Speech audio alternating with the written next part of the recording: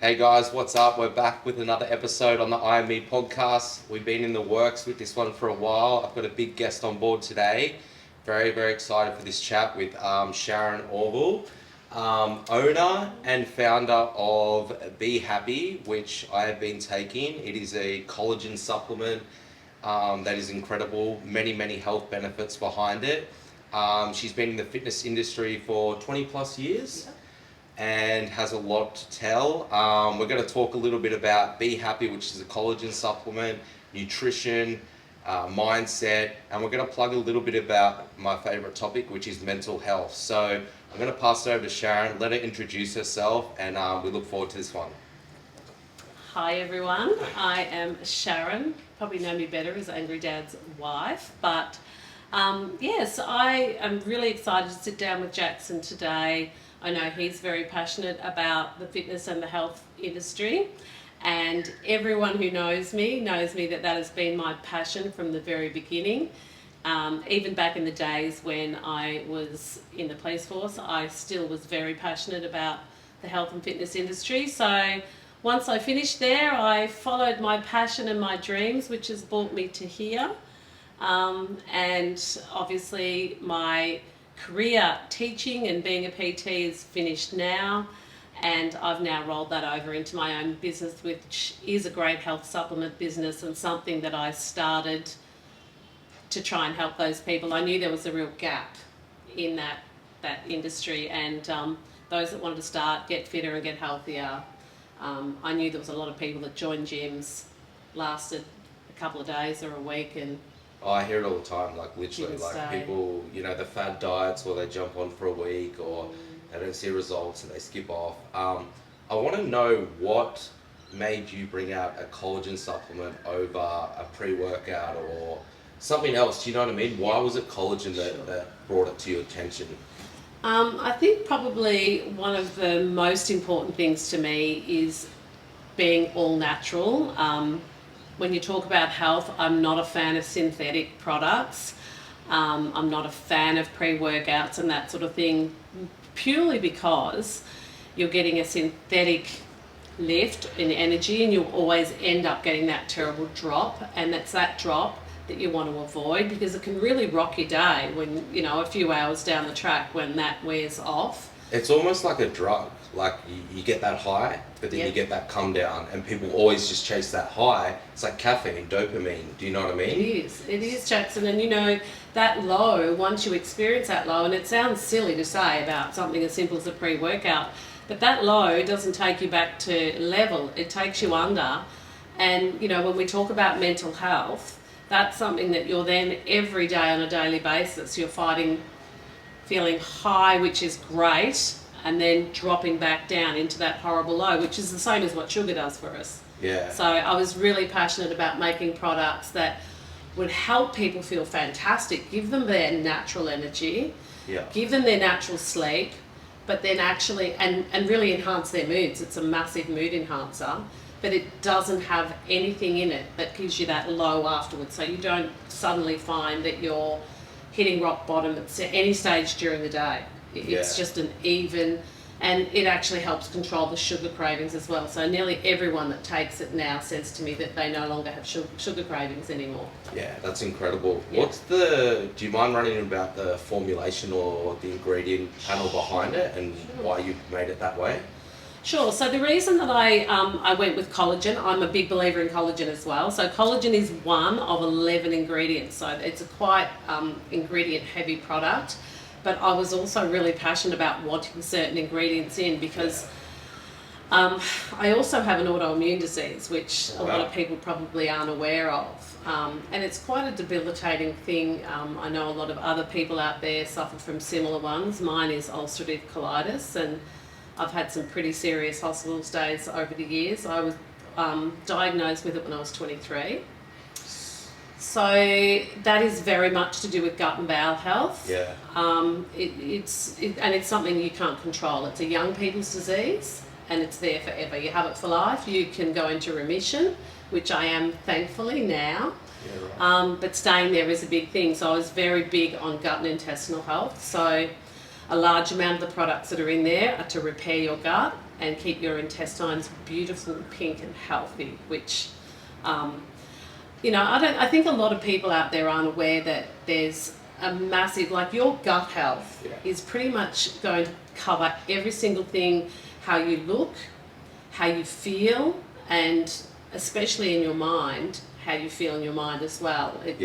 You repair your gut health and everything else just comes with it, and especially the health of your mind. It really does. It's actually crazy. Just as of late, like that's something I've actually been talking to a guy that's called like the gut guy. Yeah. And in my past, like I was all about my outside image. So I was about like how big could I look, how vascular, all of this, but I never thought about my inside. And it's crazy. Everything starts from the inside, and when you actually start to repair your gut, it starts to flourish with your energy, your skin, your mood. Everything, you know what I mean? Absolutely everything. So it's like, it's crazy if someone is actually like suffering a problem or they want to actually work towards their fitness goals, they're better off looking at the insides first rather than the outside appearance. 1000% they are, and I think that was why I was really passionate about bringing it, because knowing that there's a lot of people out there that feel absolutely terrible. So if you wake up in the morning and you already feel terrible, and then someone says to you, right, you should be going to the gym, you should be doing a run, they're going to be like, I don't even feel like I've got the energy to walk to the kitchen. How am I going to do that? It's overwhelming, and they just don't do it because they're overwhelmed. So if you can repair their gut health first, then they start to feel really different. They wake up in the morning, and this is what my clients say to me all the time. They've started with that, and I say to people, don't change anything in your diet, just add it. Drink it down, add it twice a day. And then before you know it, what happens is that feeling when you wake up in the morning of being really lethargic and low in energy and feeling, almost that overwhelming depressive mood, because your gut health repairs, you start feeling less like that. You actually honestly stop wanting to crave foods and snack. You every single part of how you feel, and especially in your mind, changes. So that next minute, my clients are telling me they wake up and they're thinking, I feel really good, I'm going to go for a walk today. And I'm like, great, start there. And then they go for a walk, and then they might do that for a couple of weeks or a month or two, and then they might think, you know what, I'm feeling awesome. I'm gonna join a gym, like, because it helps your confidence even. Yeah, that's another big thing with girls, especially. I get confronted a lot, like they don't want to actually go to the gym because they don't feel comfortable. But if they feel comfortable within their skin and they're moving and they're energetic, maybe that's a kickstart to actually get them in the gym. So. I couldn't agree more, and obviously I spent 20 years working in gyms, and that was one of the things that I felt for people so much that would come, and I could see they were not a confident person, and for them to actually come that first time was like incredible that they even got there. But then to keep them there is really hard because they just don't feel comfortable. So you've just got to help them, and this is one of the things I think gym environments need to really work on, is creating that thing all the time. And I know a lot of them do it pretty well, but and the same with people like yourself who, as a female, I would walk in the gym and I would see you and I'd be like, wow, he's big, he's got tattoos all over him, I'm scared of him, he knows what he's doing, he'll know everything in the gym and I know nothing. So then they feel intimidated. All you have to do half the time is literally turn around to these people and just say, hey, how you going? You having a good workout? And that's what I do half the time, but I feel like right now in this society, I don't understand why so many girls are afraid of stepping in the gym, because me, myself, I respect anyone that goes to the gym, any size, shape, form, and I feel like not many people are actually judging the person that, like they think they're judging them, but we're actually not. And I want to get that out to the audience that if you walk into the gym, guys will respect you if you're having a go at it or if you need a hand or if whatever it may be. I think we need to get that stigma around girls are intimidated or afraid, or because it's not genuinely that way, you know what I mean? No, and it's not. And the thing is that they don't know what's in our mind and we don't know what's in 100%. Their mind. So often just like a warm, friendly smile, or you can say, hey, do you want a hand with that? I remember the first time I used that, had no idea what I was doing. Or I remember my first day in here, I was so embarrassed, I didn't have a clue. Let me know if I can help you with something. Like, it's just that few little things that just help them to feel comfortable. Even just, like, just something small that makes them feel like I belong here as much as anybody else does. You don't have to be, look like Miss Universe or Mr. Universe or whatever. Like, everyone should be able to feel comfortable to go to the gym, no matter what age or who they are. I couldn't agree anymore. Before we touch on a different subject, I want to just know, first of all, is there any other supplements that you would highly recommend to anyone out there listening that is suffering gut health on top of the collagen? And is there anything certain that you would say straight away to take out of your diet or to add into your diet regime that could really help someone? Just basic levels. Yeah. I would say, obviously, the 11 ingredients that I've put in my In to Be Happy have covered most of them. The other things that I would add would be magnesium. Magnesium is a really big one. And can I just also, touch on that? Yeah. Because I've heard there's different magnesium. Is there a certain time to take it, a certain dosage? I've heard like you can take as much as you want to an extent, or is it not really that? I think probably the most important thing is when you go in to purchase it is I would go probably more along the health food areas side of things, and read the back of the package. The back of the package, if you've got anything that's synthetic in it, I'd avoid it. So you look for things that are just literally straight up have magnesium. If you don't have to take it in tablet form, I always believe having it hydrolyzed like a powder like mine is, your body can absorb it better. Also, always with any supplements, you look up what will help you absorb it better. So some of the ingredients that I've put together in mine help each other absorb better. So, because often we take the supplements and we end up weeing them out. Yeah. Like, it's literally a waste. So I would say that, and I think a lot of people aren't aware when you read the ingredients of absolutely any pack at any supermarket or anywhere you go, the first named ingredients are the ones that are the most of that ingredient in the pack of whatever you're buying. So, if the first named ingredient says something that's horrible and not good for you, it don't get it. Yeah. So you choose the things, and if, down the very bottom of the line there's a minuscule bit of something or something, it's not the end of the world. But choose the ones always that have the healthiest and the most important things that you're looking for as the first 5 named products. Absolutely. What's your whole theory around the organic? Like, do you try to buy everything organic and unprocessed, or is there a fine line between how much you can do and how much you can't do? Look, to be honest with you, like truly honest with you, I don't necessarily buy organic.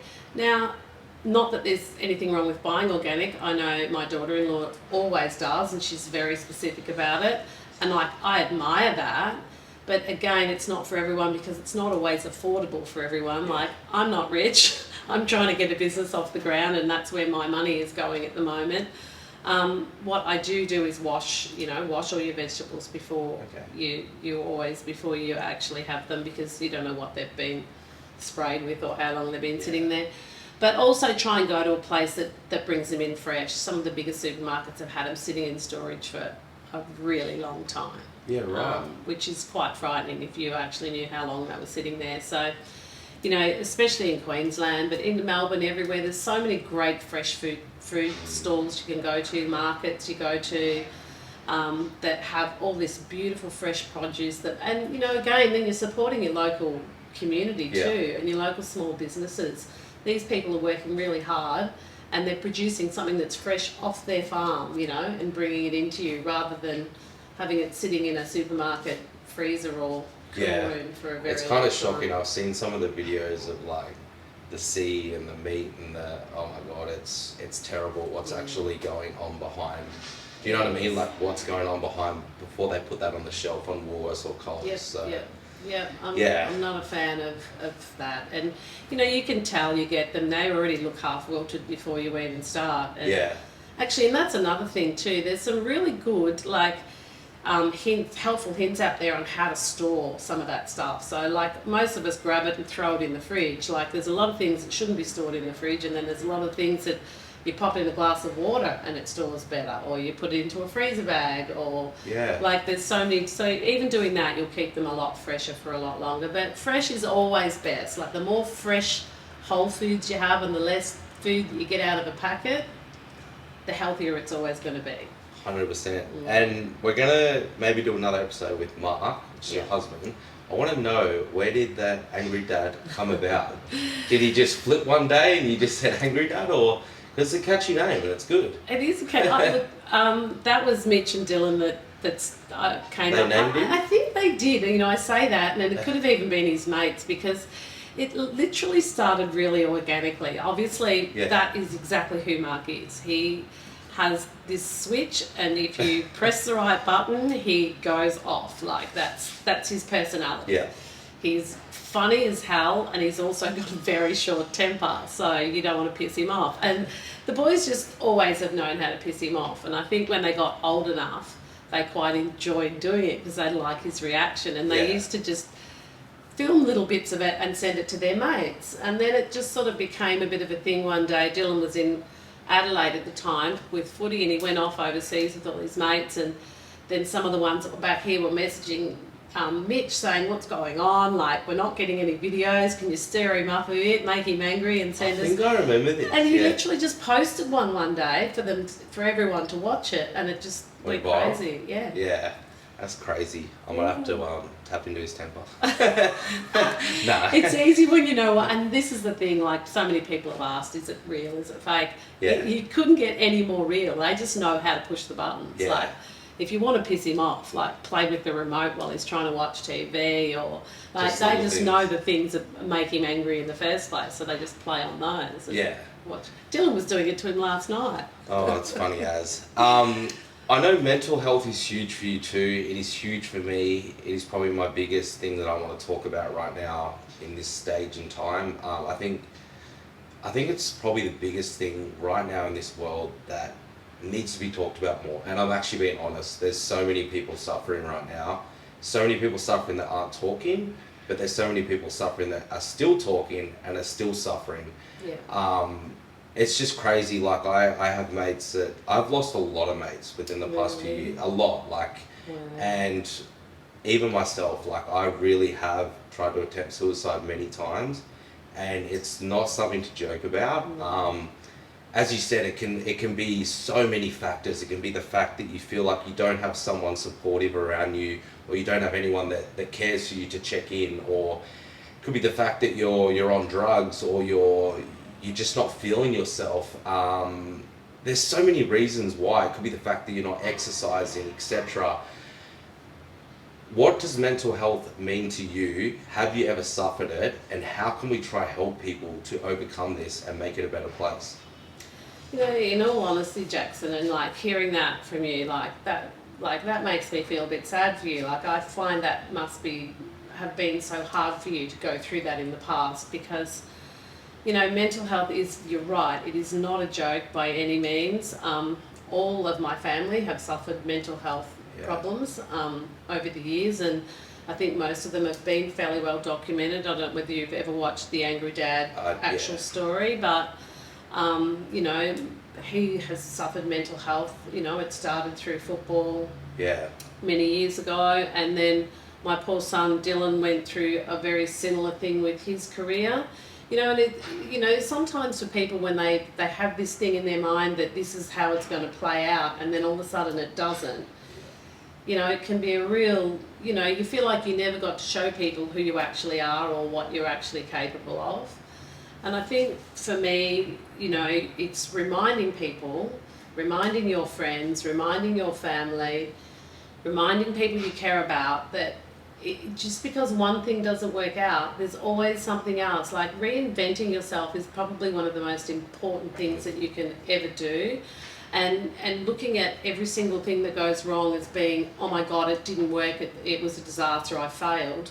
No, that was just something that happened. It was meant to happen that way. It was, look at it, that what was the lesson in that for me? What could I do differently? Not I failed. Okay, that didn't work the way I wanted it to because something wasn't right. What can I do differently? Like, how could I change that?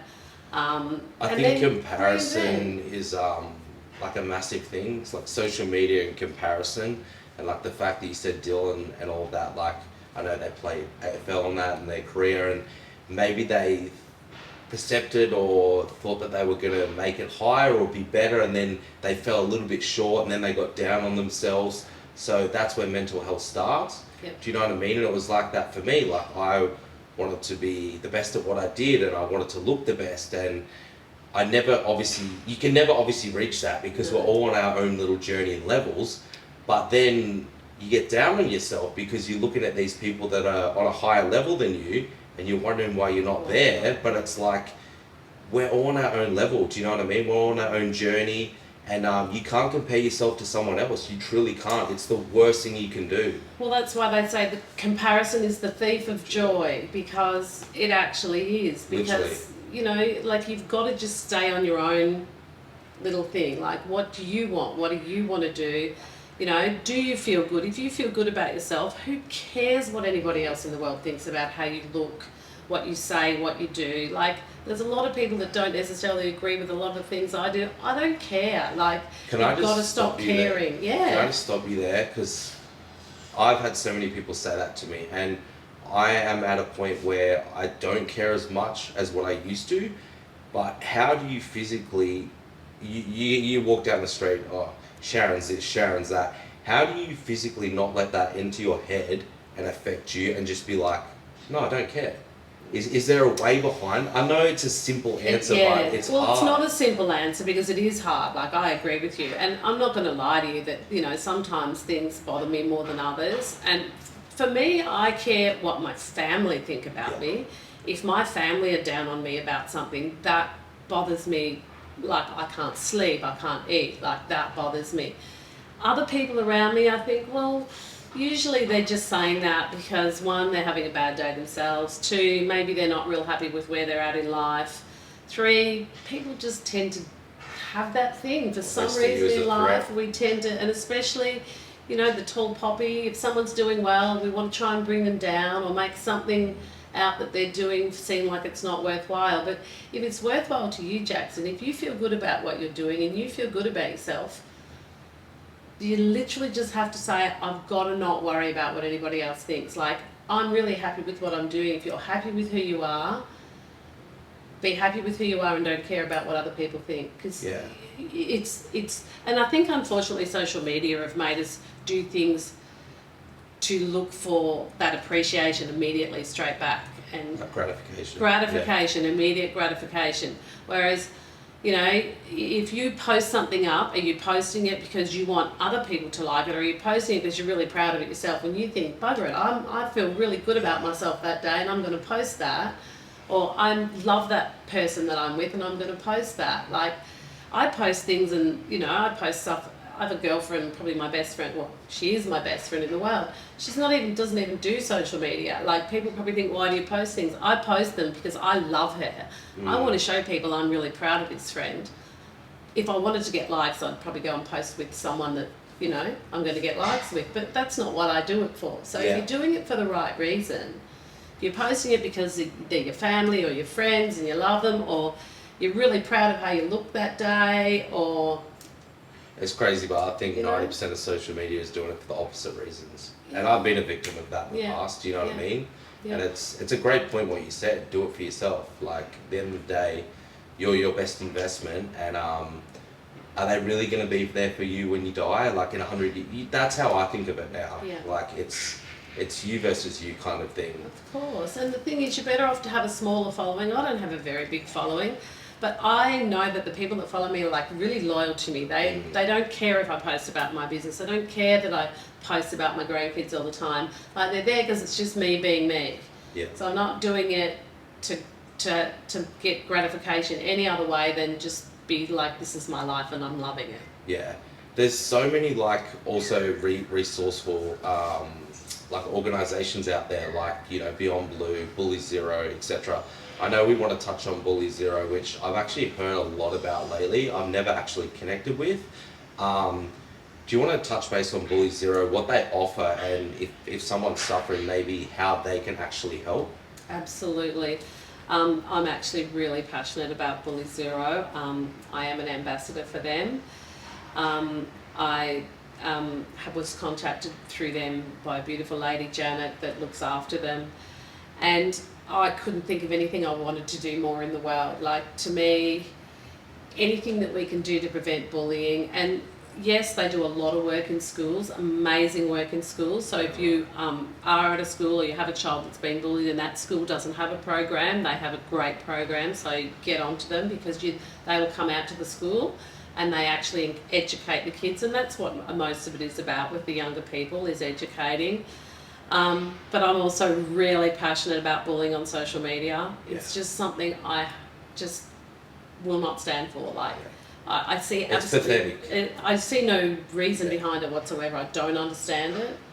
I've never in my life gone on someone's post and seen something I didn't like and thought the need to tell them that I didn't like it. Like, if I don't like it, I'll just like, oh, that's not really my thing, and I'll scroll past it. Who cares? Like, I don't understand. Or just simply unfollow, or you don't have to put someone else down to try and make your day feel better. I don't get why people do it. I really don't. Well, and unfortunately, as you were just saying before, it does end in some really serious. And look, I had a situation a couple of years ago now where there was quite a lot of bullying going on with the family, but it was kind of nice in a way that after speaking to some of the young people that were doing it, they actually saw it from a different light, and they started to sort of say, okay, I actually hadn't thought about how much damage it was actually doing. You know, I was here on my own, separated from my husband. Like, there was a lot going on. He was going through his cancer journey. There's so much going on in my life. I just lost my mother-in-law, my sister. Like, that was the last thing I needed, was someone to pile on top of me. And I don't think when people are sitting there doing that they would ever mean to put that hurt onto somebody else. I think they just do it thoughtlessly. So I think what Bully Zero are trying to teach people is to stop and think before you type. Or before you say. Just stop and think. Is it going to hurt someone? So is Bully Zero, sorry, I'm not 100% familiar, can anyone sign up to that? Is there a cost? How does it work? Is it a program? They fund it themselves. So us talking about it and helping them, they fund it themselves. It's run by a man who unfortunately lost his child to bullying through suicide, which to me is just like heartbreaking in itself. But he took that negative and he's turned it into a positive to help other people, and they have helped so many people. So you literally, anyone can support it. Like, follow them at Bully Zero. Just follow them. Give them a follow. Yeah, and when they ask for things, you know, we just did Superhero Week last week, and you know, there's just so many little ways. And if we all talk about it on our social medias, and you know, get other people talking about it and thinking about it, the message gets out there, you know. I've noticed that. It's like a ripple effect. That's why I'm so like passionate about these podcasts and mental health now, because I don't know if you see, but like I'm actually getting so many people reshare them, and it's like someone from that side of the world might see it, and then that audience sees that from, and it's just like it slowly just gets around. And if we can just get the message out there more, that's all we need to do. Do you know what I mean? Well, that's what you were saying before in relation to mental health. Mental health is so much about taking negative out of your day and positive. The more positive people you can talk to, the more positive things you can say. You know, I always say to everybody, and I love this from the Resilience Project, like he's another person that Hugh is just a brilliant man that does some amazing work with mental health. 3 things you should be grateful for every morning when you first wake up. Literally say them out loud. Like, can be little things. I'm grateful I've got hot water. Like, I'm grateful I saw my mum yesterday. I'm grateful I can pick up my phone and call someone now if I want to. And you start with that, and then you head off into your day, and suddenly your mind, instead of waking up going, oh my God, I'm so sore, I feel miserable, I'm tired, I've got to go to work, like, it just puts your mindset. I do that every single day. You know Cooper Chapman? Yes. Yeah, so he actually taught me that the first time I jumped on his. Not really taught me, but it's like I was never doing it. Yeah. And so many people listening, I bet you they're not doing it right now. They're not waking up saying, what am I grateful for? And it doesn't have to be big things. No, anything. That's what people don't understand. It doesn't have to be like, oh, you know, I've got this. It could be the tiniest thing, like, I'm grateful I've got food on the table. I'm grateful. We're grateful we're waking up for a start. Literally, there's a lot of people that, you know, and there's always so many people in such worse situations. And could we have a better day? Of course. But there's always, I always say to everyone, there's something good that happens in every day. Not every day is good. I have some terrible days, but I still look for the good. And sometimes I can't do it just being in my house. I might walk down to the beach. I look at the sky. I literally will say to, my brother, my sister, my father, like, thank you, I'm grateful for this, thank you for that, like, and I think about them, and like, my sister's not here anymore, like, I'm lucky in the beginning, like, I bet you she wishes she was to see her family growing up now. When you are having a bad day or a bad 24 hours, what's the best piece of advice you can give to someone? Because that's when someone usually takes those thoughts, or if they're in a bad state or they're on drugs. I've seen it happen many times. Stuff happens, or it'll get to the extreme where they will take their life. And I've said it all the time. It's only a bad day. So like, if you can get through that day, I guarantee you tomorrow's better. Of course. But is there anything you do in particular? I say reach out to somebody, definitely. Like, so don't stay there on your own and try and sit through it, because your mind is playing tricks on you already. Your mind can't get out of that negative place. You've got to reach out to somebody, reach out to anyone that you feel like you're comfortable to talk to. And it may be Beyond Blue, it may be Bully Zero, it may be somebody else, but reach out to someone. And I would say, if you can, make it someone that you feel really loved and nurtured by, someone you feel very comfortable with. And just go there and say, I am in the worst place. I can't stop overthinking things. This is what's going through my head. Talk it out. And sometimes just getting it out there, it actually, you suddenly start feeling better anyway. You literally do.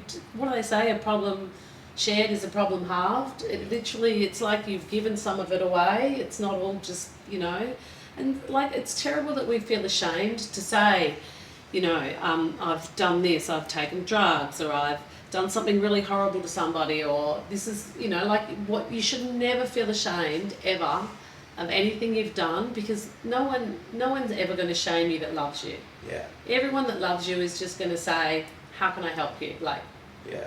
I did it the other day, actually. I called a mate. I was having a terrible day, and I actually just started bawling out. Like, this was literally 2 weeks ago, mid combo. And like, what I want you to understand is that people are not going to, they're not going to judge you for what you say. So if you say, I've just had a flip out, I'm on drugs, or I've done this, or if you're just being honest and you project that to someone that you love, and you're expressing that you're not feeling good, they will not judge you. And that's what I want everyone to listen to take in, because people think, oh, what does Sharon think if I go to her and I say, oh, I just relapsed and had drugs, or do you know what I mean? And Sharon, like, you would help me. Yeah, I would say, Jaxon, what can I do to help you? Yeah. Like, and the thing is that the reason we do all these things is because of something to do with the way we're feeling. So it's a reaction to something, the way you're feeling, and like, who's perfect? Not one person in this world is perfect. We are all far from perfect. So never judge anybody ever. Just literally, like, listen. All they need sometimes is, sometimes it's a hug. Yeah. And sometimes it's and just... you know what? As soon as I let some tears out, I felt 100 times better. Like, literally. Like, wouldn't it be nice if men cried more? 100%. That's what I want to project to the universe, is like, I'm no different to you. Why are you allowed to cry but I'm not? Absolutely. Do you know what I mean? I couldn't agree more. We're the same. Yeah. I want to run down, and I think everyone will want to know too, what's a typical day of Sharon look like? You can go into details as much as you want or as not. From the minute you wake, do you do anything in particular? Look, my first thing in the morning, I get up early. Yeah. I do it for 2 reasons. I usually get up between 5 and 6. Now it's probably closer to 6 at the moment, being winter. During summer, I'm nearly always up at 5. I love to watch the sunrise if I can. Yeah. That just is like the best start to my morning. As you can see, that's my balcony. Worst habit that I need to get into. Look, I'm a massive believer in early mornings, early nights. Yeah. Like, your sleep will change how you feel, as Jay Naughty. It's 2 in the zone.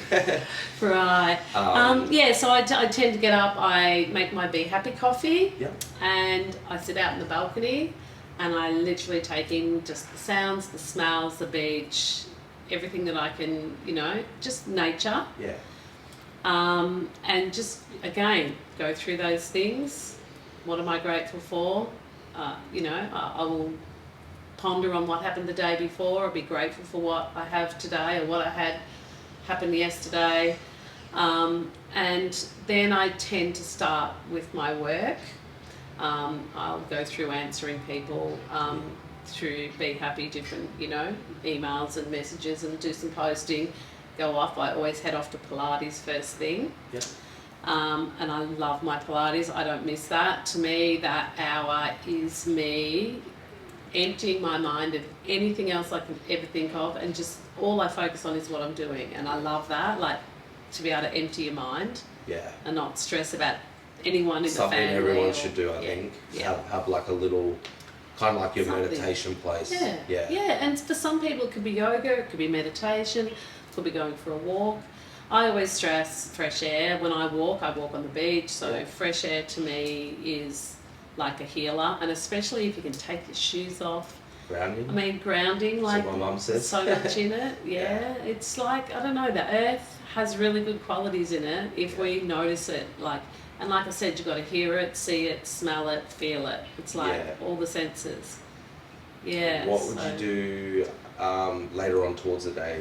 So then I do tend to come back once I've done my exercise. I'll make my smoothie, have my protein, be happy again, have some, like lots of yummy, spinach and things like that in it. Yep.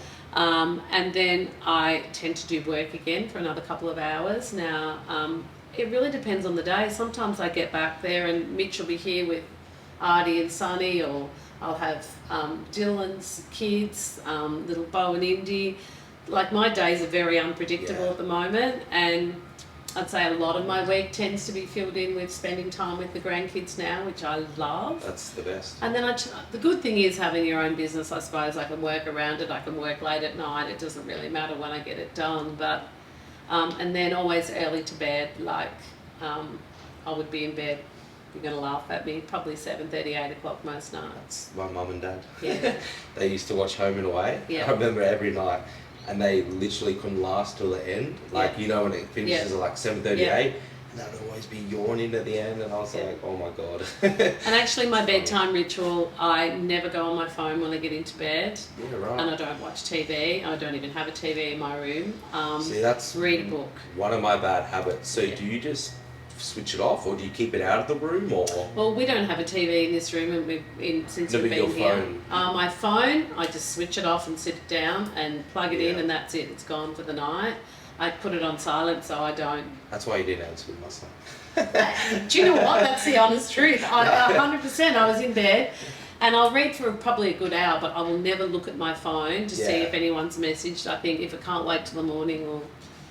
Yeah, and I find reading, again, your mind goes completely out of everything that you're in for the day, and I like to go into someone else's story and just completely absorb into that, and that way it's empty. I'm not thinking about problems, not thinking about issues. I'm just like literally in like a pretend world of reading something that's, complete fiction. Yeah.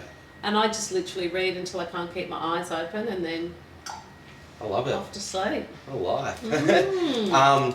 What we'll do, I think we'll wrap it up, and I would like to come back for a 2.0 if you can maybe even get Angry Dad on. We'll see what happens. I'll see if I can work some magic for you. I want to know, first of all, for everyone out there, is there anything in the line happening with Be Happy, any new products coming out, etc.? Where can people find them and how can they purchase them? Is it worldwide, etc.? And then how can people find about the Bully Zero if they are suffering and if they need to reach out? Right. So with Bully Zero, that one's really simple. It's literally at Bully Zero. Literally go on there. You can send a DM if you want to. You can follow them. You can go through all the different things that they do. You can email them if you prefer to do it that way, or you can even call. But they will help you straight up from the very outset with anything that you want through there. With Be Happy, it's an online business. I do have one person here in Queensland, a stockist, and that is Orille Cosmetics Studio in Helensvale, which is a skincare studio, which is amazing. So you're sort of doing both. You're doing the inside and the outside and covering both bases. But mostly it's online, so it's www.behappy, so it's BEEHAPPI,